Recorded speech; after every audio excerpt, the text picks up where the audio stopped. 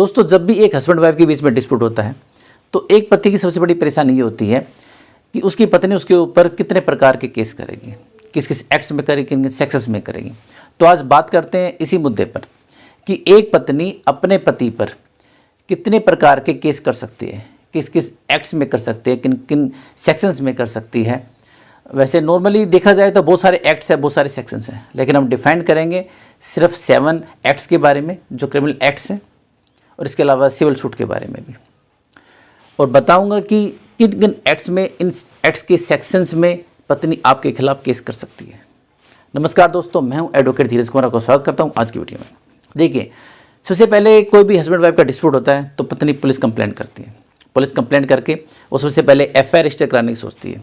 तो उसके मन में सिर्फ एक ही सवाल आता है कि मैं दहेज के रिगार्डिंग, मतलब डाउरी डिमांड के रिगार्डिंग एफआईआर रजिस्टर कराऊँ ताकि उसमें सारे उसके फैमिली मेम्बर्स आ जाए। ऐसे में सेक्शन 498A आईपीसी में वो कंप्लेंट करती है कि भी मुझसे डिमांड की गई कि आप अपने घर से डाउरी लेकर आओ। सही फैमिली मेम्बर्स के नाम लिखाए जाते हैं। इसमें 3 साल तक की सज़ा होती है। दूसरा वो सेक्शन ऐड कराती है, section 406 criminal breach of trust, कि भी इन्होंने मेरा सामान अपने पास रखा हुआ है जो भी मैं स्त्री दिन अपना लेकर आई थी। हालांकि बेशक वो उस घर में रहती है, सामान उसके पास है, या अपने मायके भी चली गई है, वहाँ सामान लेकर भी चली गई, उसके बावजूद भी वो ये जरूर दिखाती है कि भी जो मेरा गोल्ड है वो इन्हीं के पास है, तो सेक्शन 406 लगा ही रह जाता है। तो उसमें आपको 3 साल तक की सज़ा हो सकती है। इसके अलावा वो दिखाती है कि मुझे उस घर में रहते दफ़े मारा पीटा गया, मेरे साथ बदतमीजी की गई, तो मार पिटाई के लिए वो सेक्शन 323 लगाते हैं, जिसमें कि 1 साल तक की सज़ा मिलती है। वो साथ में ये भी दिखा सकती है कि भी घर में रहते हुए मुझे अपमानित किया गया, परेशान किया गया, गालियाँ दी गई, मतलब एक लेडीज़ के द्वारा मुझे गालियाँ दी गई और साथ में मेरा अपमान किया गया। उसमें सेक्शन 504 आईपीसी का उसको लगा सकती है। इसमें 2 साल तक की सज़ा मिल सकती है। इसके अलावा अगर किसी पुरुष ने उसके साथ बदतमीजी की हो, कोई गालियाँ दी हो, तो ऐसे में सेक्शन 509 आईपीसी का वो लगा सकती है। इसमें 3 साल तक की सज़ा मिलती है। इसके अलावा वो ये दिखा सकती है कि भी घर में रहते उसे जान से मारने की कोशिश की गई। कोई भी ऐसा इंसिडेंट दिखा सकती है जिसमें कि वो ये दिखाए कि उसको जान से मारने की कोशिश की गई, जहर देकर फांसी दे, मतलब कुछ भी इंसिडेंट ऐसा दिखा सकती है, जिसमें सेक्शन 307 लगता है आईपीसी का, जिसमें 10 साल तक की सज़ा हो सकती है। कोशिश पत्नी की ये भी रहती है हमेशा कि मैं उस घर में रहती दफ़े अपने जो देवर जेठ ससुर के ऊपर छेड़खानी का आरोप लगाऊं कि उन्होंने मुझे छेड़ा, परेशान किया या मेरे साथ रेप करने की कोशिश की। इस तरह के इंसिडेंट दिखाने की कोशिश करती है, जिसमें कि अटेम्प्ट टू रेप के लिए वो सेक्शन 354 आईपीसी का, उसमें अब वो एप्लीकेशन दे करके उसके रिगार्डिंग वो सेक्शन ऐड करवा सकती है, जिसमें 1 से लेकर 5 साल तक की सज़ा मिल सकती है। इसके अलावा 376 में, जिसमें 7 साल तक की सज़ा हो सकती है। इसके अलावा वो ये भी दिखा सकती है कि भी मेरा उस घर में रहते दफ़े गर्भपात कराया गया, मतलब अबॉर्शन कराया गया। उसके लिए 313 आईपीसी की सेक्शन, उसमें 10 साल तक की सज़ा वो करवा सकती है। वो ये भी दिखा सकती है कि अगर उसकी भी कंसेंट रही है कि भी अगर कोई अबॉर्शन हुआ है, उसको लेके जाया गया वहाँ पर हॉस्पिटल में, लेकिन वो ये दिखा सकती है कि भी ठीक है मेरे साइन है, लेकिन उन्होंने ये कहा था कि भी तुम्हें कुछ प्रॉब्लम है और ये बच्चा हो नहीं सकता, तो ऐसे में धोखा देकर मेरा अबॉर्शन करा गया। उसके लिए 312 आईपीसी का सेक्शन है, उसमें 7 साल तक की सज़ा करवा सकती है। इसके अलावा अगर पति ने धोखा देकर उसको किसी और से शादी कर दी है, मतलब कि अगर हस्बैंड वाइफ का डिस्प्यूट चल रहा है और हस्बैंड कहीं और जाकर रहना स्टार्ट कर दिया, किसी शादी कर ली है, तो सेक्शन 494 आईपीसी के तहत वो अपने पति को 7 साल तक की सज़ा करवा सकते हैं कि उसके पति ने उससे डिवोर्स लिए बगैर किसी और के साथ शादी की।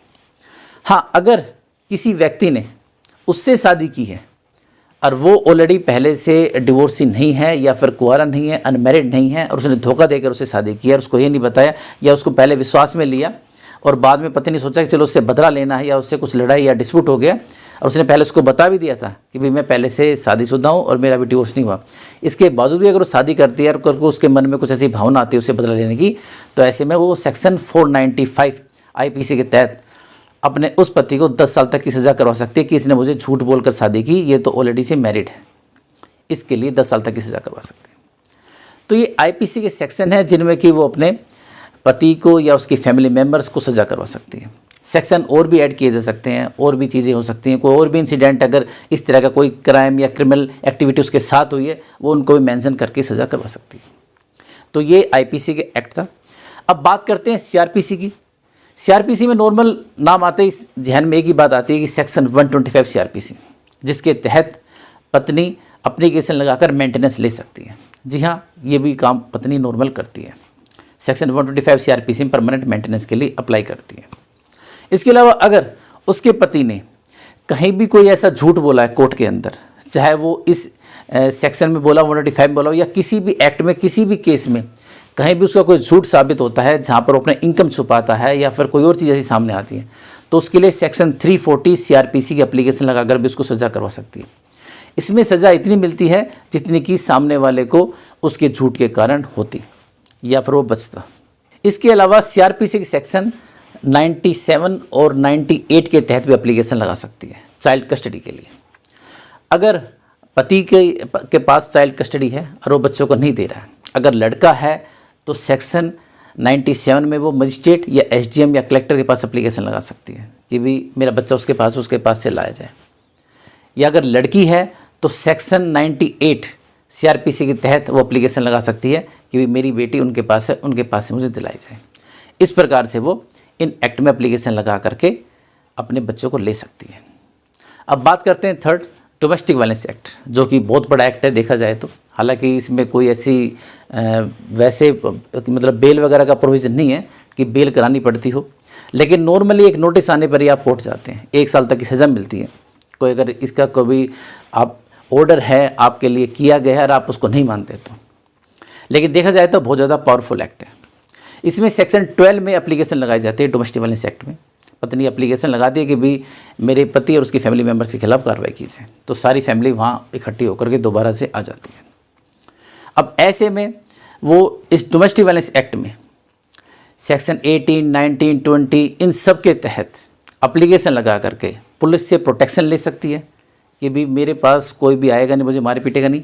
जिस घर में रहती है अपने पति के घर में, वहाँ पर स्टे ले सकती है कि ये पोर्शन जब तक मैं जीऊँगी मेरे पास ही रहेगा।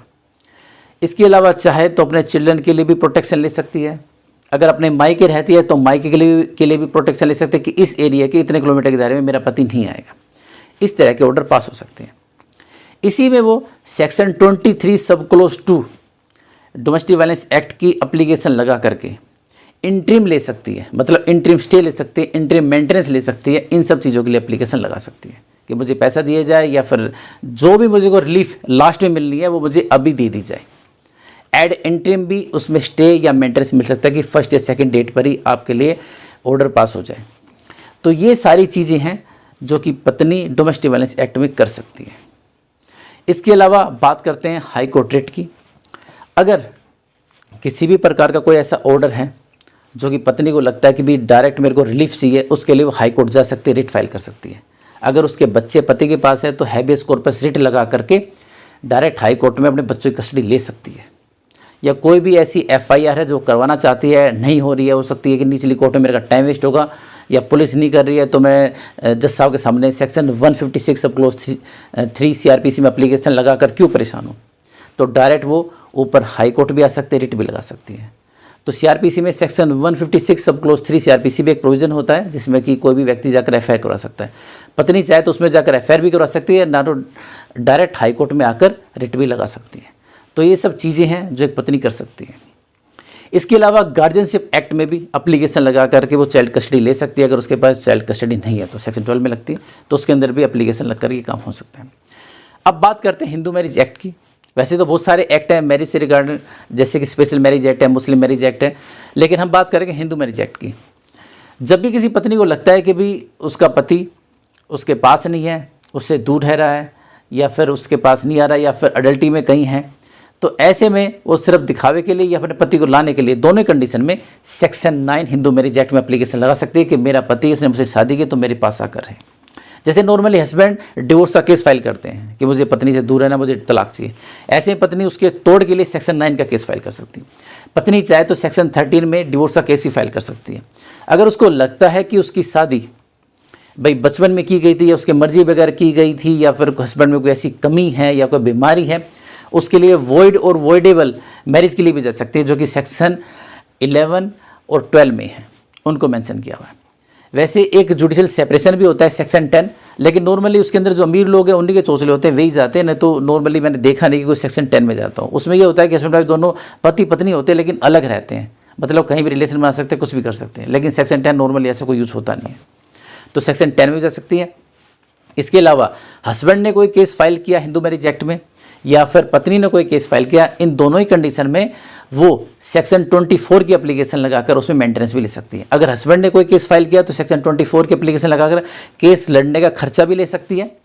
इसके अलावा सेक्शन 24 की एप्लीकेशन लगाकर मेंटेनेंस भी ले सकती है। और परमानेंट मेंटेनेंस के लिए कि मुझे इसी में मिल जाए, मुझे डोमेस्टिक वायलेंस में मेंटेनेंस नहीं लेना पड़े, सेक्शन 125 CRPC में मेंटेनेंस नहीं लेना पड़े, इससे बचने के लिए वो इसी में सेक्शन 25 की एप्लीकेशन लगाकर मेंटेनेंस भी ले सकती है। अगर वो चाइल्ड कस्टडी लेना चाहती है तो सेक्शन 26 लगाकर इसी केस में हिंदू मैरिज एक्ट में चाइल्ड कस्टडी भी ले सकती है।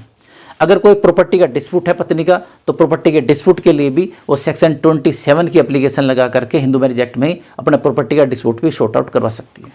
इसके अलावा पत्नी डावरी प्रोविजन एक्ट सेक्शन 3 और 4 में भी FIR रजिस्टर करवा सकती है। वैसे नॉर्मली दिल्ली के बाहर जो भी FIR रजिस्टर होती है उसमें डावरी प्रोविजन एक्ट के सेक्शन 3 और 4 दोनों को मेंशन किया जाता है। सेक्शन 3 में नॉर्मली 5 साल तक की सज़ा होती है, जो कि ये कहता है कि दहेज देना और लेना दोनों ही अपराध है। इसके अलावा अगर कोई डावरी डिमांड की जाती है तो सेक्शन 4 आता है, उसके अंदर 6 मंथ से लेकर 2 ईयर्स तक की इम्प्रिजमेंट सज़ा हो सकती है। तो ये एक्ट है जिनको लगा करके नॉर्मल वाइफ हस्बैंड के खिलाफ कार्रवाई कर सकती है। इसके अलावा वैसे और भी बहुत सारे एक्ट हैं, जैसे कि वुमेन प्रॉपर्टी राइट्स की बात करें वो भी एक्ट बनाया हुआ है, और भी बहुत सारे सेक्शंस हैं, एक्ट है जो कि वाइफ के फेवर में बनाए हुए हैं, जिनका कि फ़ायदा उठाकर पत्नी अपने पति पर, उसके फैमिली मेम्बर्स पर केस कर सकती है। वो चाहे तो खुद के अपने मायके वालों के खिलाफ भी इस प्रकार के एक्ट्स में केस कर सकती है, उनके खिलाफ भी जा सकती है। तो ये सब राइट्स हैं, सेक्शंस हैं जो कि पत्नी को अधिकार देता है हमारा भारत का कानून कि वो इनके खिलाफ अपने जो भी उसके आसपास के लोग हैं, चाहे उसके फैमिली मेम्बर्स हो, चाहे उसके रिश्तेदार हो, चाहे उसके हस्बैंड की तरफ से मैट्रिमोनियल डिस्प्यूट हो, उसमें केस करके और उनको सज़ा करवा सकती है। दोस्तों आशा करता हूँ आज की वीडियो आपको पसंद आई होगी। अगर आप मुझसे मीटिंग करना चाहते हैं दिल्ली द्वारका कोर्ट में या सुप्रीम कोर्ट में, मेरे चैम्बर में आकर मुझसे मीटिंग कर सकते हैं। तो मिलते हैं एक नई वीडियो में नई जानकारी के साथ, तब तक के लिए नमस्कार।